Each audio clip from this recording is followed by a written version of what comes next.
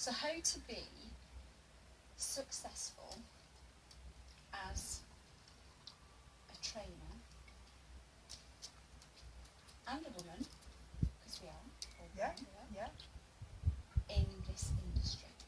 And how we should build each other up, not keep putting each other down, and how you don't have to be territorial about your classes. You can actually welcome everyone. There's enough dogs to go around. There's plenty of dogs to go around. Yeah, Yeah. Okay. yeah. So we work in a way that we've all got our own niches. We've got what we like, what we enjoy, what we're good at, And what we're qualified to do. and what we're qualified to do. We don't work out of our means. No, no. Yeah, we work within our limitations, and we're comfortable to refer on to somebody that's going to.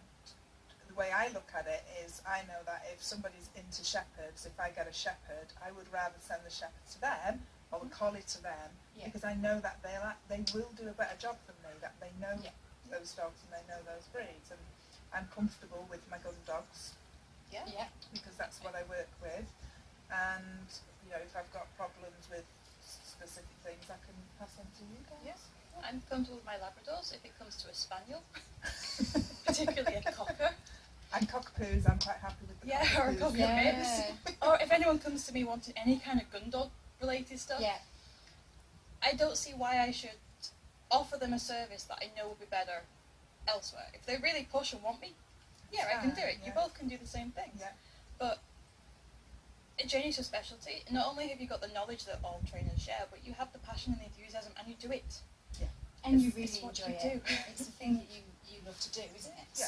So I would quite happily lose that client and know that it is the best interest of that client, that animal, For the dog. Yeah. to go there. And that should be the aim of all dog trainers, I think, is what's best for their client, not what's best for them. You need to put your ego aside and not feel threatened Yes. by Yeah. sharing business with other trainers that are local to you, because there are plenty of dogs, and I think long term it's going to pay dividends for you as a trainer, because if you are happy to share and give business to other people, then those people that I've perhaps passed on to you, my reputation as far as they're concerned is good.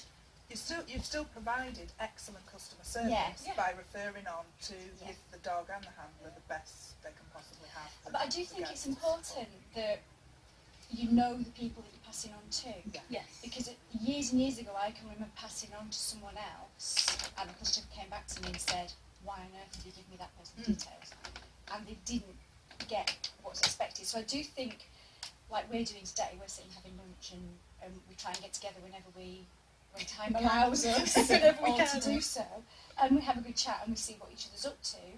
But you know the people then that you're referring business onto, and you know what their capabilities are, because we all work with each other as well, with our own dogs. And we go to each other's classes Yeah. and Yeah. workshops and that kind of stuff. So we know we can be confident in passing a dog on to that person, that they'll be treated nicely, because I've been to your classes. I've been to your classes. Yeah, and we've shared it, and you've come and helped me with Helped you Twist, and with you've come to my classes, and Yeah. so we know the service Yeah. that we're offering on behalf of somebody else is We as also good know- as we'd expect it to be. We also know that, for me, it's the ethical mindset of the people. Yes. It's that I know that if I send an animal to you, you will do what's in the best interest of the animal. You're not going to be shouting or screaming, or you're not going to be mean to the client either. Yeah. You know, People skills. you're Big fantastic time. with dogs, but you're brilliant with the people, and that at the end of the day is who we need to look after and be with. If we can't keep the people happy, we're not going to be able to help the dogs. That's who picks up the phone and pays the bill at the Yeah. end of the day. Exactly. And if we're not happy to share our clients and pass them on to other people, that's not a great first start for any of us.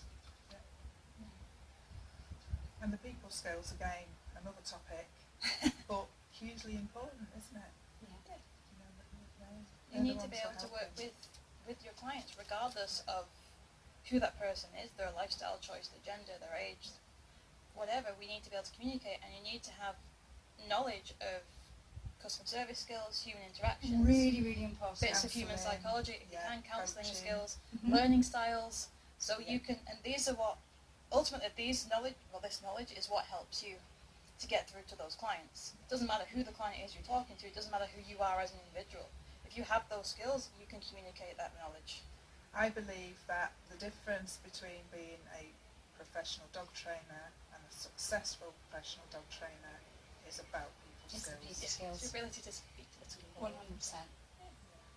And treating them with empathy, understanding. They've come for your help because they don't understand how to do things, so being judgmental about what they've done before, what they've been trying to do, it just doesn't help Defeats the people. object, Doesn't help And they people. don't know what they don't know. That's what we're Yeah, here for, to educate them.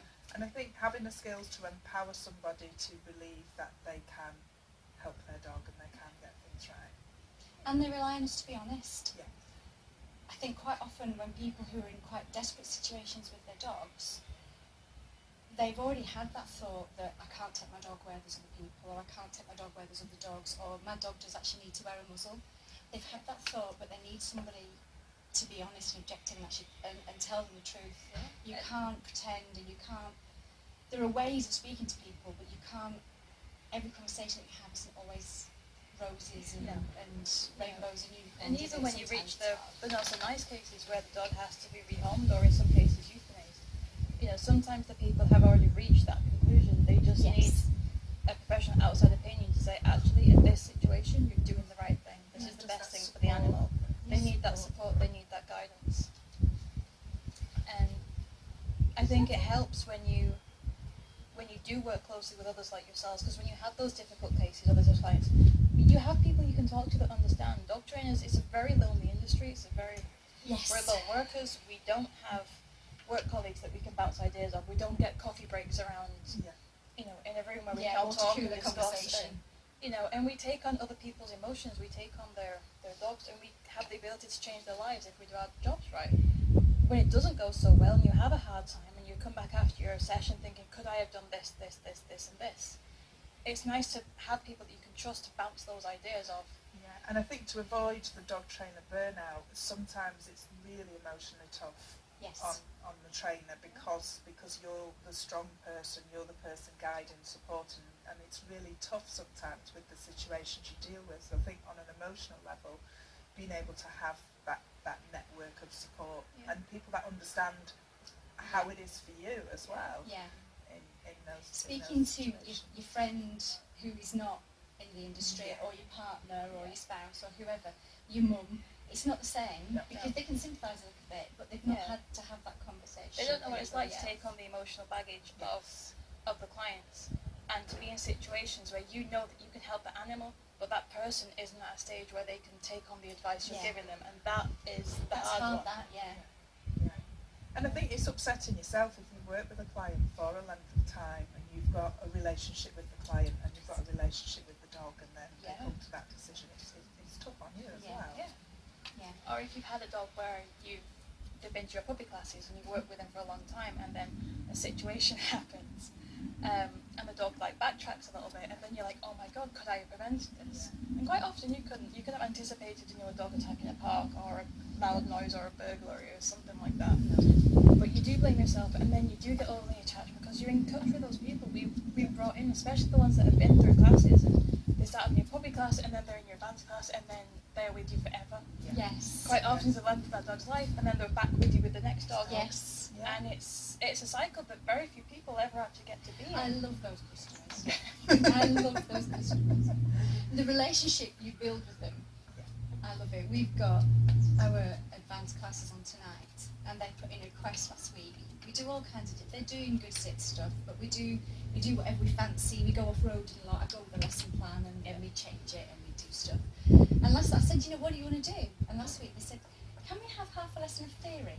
Can you tell us about primary and secondary reinforcement? Can you tell us about where to put reinforcement? Wow. And about changing cue words and stuff like that. And I was like, oh yes I can. I'll bring biscuits and everything. It'll be great. Yes. And More of those. they're lovely. Yeah. They're lovely. I love those customers. And I think that longevity, having those customers and clients that stay with you for a long time, that's hugely pleasurable part of the job. And again, I think that's down to people skills. Yeah. Yeah. Yeah. They're not going to sit with you. Dogs are going to need training, and if you set up training classes, the likelihood is you'll never run out of customers. It's the difference No. between whether you've got a huge turnover or whether you've got that longevity, Yeah. and it's great. And I think that's a skill to acquire. Yeah. Is retaining customers, but also being creative and flexible in your teaching style, that you keep them interested for a length of time. Yeah. I've got customers who've been with me for 2, 3, 4 years, and so it's having clients come into those classes who still need foundation stuff, but being flexible in your approach, that you give Yeah. the So clients that's who've a been with big you a long weakness of time. mine. That's why I don't.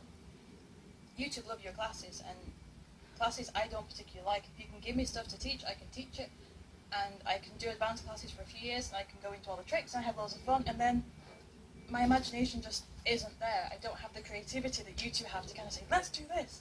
My focus is my behaviour stuff. I like my science. My creative side isn't overly well. So for stuff like that, I'm glad that I have you two to kind of say, go and do. And I'm glad I put you to the aggression Yes. stuff, because we know you love Can it. I have can you help me with this? No.